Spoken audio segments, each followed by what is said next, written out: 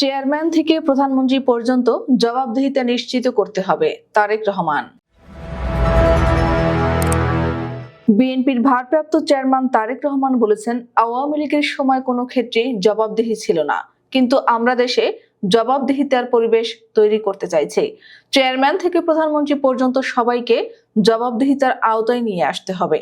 শনিবার বিকেলে ফরিদপুরে বিভাগীয় কর্মশালায় অনলাইনে যুক্ত হয়ে একথা বলেন তিনি বলেন, বিএনপি একটি জনমুখী দল এবং দলটির নেতাকর্মীরাও জনবান্ধব। আমরা শিগগিরই দেশকে একটা স্থিতিশীল অবস্থায় নিয়ে আসতে চাইছি। স্বৈরাচারকে বিদায় করার পেছনে দেশের সব শ্রেণী পেশার মানুষের ভূমিকা রয়েছে, এটি ভোলা যাবে না। এখন জনগণের আস্থা ধরে রাখতে সবাইকে নিয়ে কাজ করতে হবে। নির্বাচন প্রসঙ্গে তিনি বলেন, বিএনপি একটি স্বাধীন নির্বাচন চায়। সেই নির্বাচনের ফল যাই হোক তা বিএনপি মেনে নেবে। জনসমর্থন নিয়ে বিএনপি সরকার গঠনের সুযোগ পাবে বলেও মন্তব্য করেন তিনি। চিকিৎসা প্রসঙ্গে তিনি বলেন, দেশীয় চিকিৎসকদের রোগীদের আস্থা অর্জন করতে হবে, তাহলেই রোগীরা বিদেশে যাবে না। এ সময় রোগীদের আস্থা অর্জনে ডাক্তারদের আহ্বানও জানান তিনি। বিএনপির ভারপ্রাপ্ত চেয়ারম্যান তারেক রহমান আরো বলেন, রাষ্ট্র পরিচালনার দায়িত্ব পেলে আমরা দল মত নির্বিশেষে প্রতিটি নাগরিকের মত প্রকাশের স্বাধীনতা ফিরিয়ে দিতে চাই। ঠিক যেভাবে আজ থেকে 2 দশক আগে বিএনপি সরকারের সময় বাংলাদেশে মিডিয়া নির্ভয়ে সরকারের সমালোচনা করতে পারত। গণতান্ত্রিক বাংলাদেশ প্রতিষ্ঠায় সবার আদর্শিক ঐক্যমত আছে উল্লেখ করে তারেক রহমান বলেন, আমরা সবাই এমন দেশ গড়তে চাই যেখানে আর কখনো ফ্যাসিবাদ বা স্বৈরাচার মাথাচাড়া দিয়ে উঠবে না। আমরা সবাই একটি স্বাধীন ও সার্বভৌম বাংলাদেশ চাই, যেখানে জনগণের অধিকার ও স্বাধীনতা কেউ কেড়ে নেবে না। আমরা সবাই একটি নিরাপদ ও সুরক্ষিত বাংলাদেশ চাই, যেখানে নির্বাচিত ও জবাবদিহিমূলক সরকার নিশ্চিত করবে জনগণের মালিকানা ও অংশীদারিত্ব।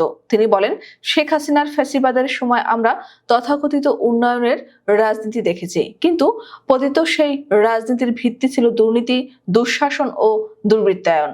অন্যদিকে জনগণের ভোটে বিএনপি যদি সরকার গঠন করে, আপনারা দেখতে পাবেন আমাদের 31 দফার আলোকে জনগণের ক্ষমতায়ন ও অংশীদারিত্বের রাজনীতি। আমাদের রাষ্ট্র পরিচালনার ভিত্তি হবে আইনের অনুশাসন, মানবাধিকার এবং বাক স্বাধীনতা। আমরা মনে করি একটি দেশে নির্বাচিত সরকারের প্রথম কাজ হচ্ছে রাষ্ট্রকে নিয়মতান্ত্রিক উপায়ে পরিচালনা করা, যেন রুলস বেসড অর্ডার ঠিক থাকে। রাষ্ট্রে যদি আইনের অনুশাসন থাকে, জবাবদিহিতা ও সুশাসন থাকে, তাহলে স্বাভাবিকভাবে সেখানে টেকসই ও অন্তর্ভুক্তিমূলক উন্নয়ন হবে। আওয়ামী লীগের মতো পরিবারতন্ত্র ও অলিগার্ক শ্রেণী তৈরি হবে না, বিভাজন ও বৈষম্য থাকবে না, সমাজের প্রতিটি স্তরে দলীয়করণ ও প্রাতিষ্ঠানিক অবক্ষয় ঘটবে না, যোগ করেন তিনি।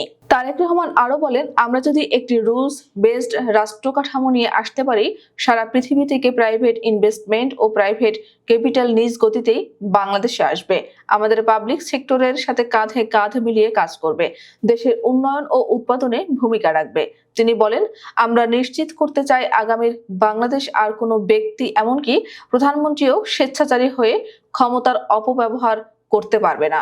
রাষ্ট্রের সর্বোচ্চ পর্যায় থেকে শুরু করে সরকারের প্রতিটি লেভেলে নিশ্চিত করা হবে কেউ জবাবদিহিতার ঊর্ধ্বে না, কেউ আইনের ঊর্ধ্বে না।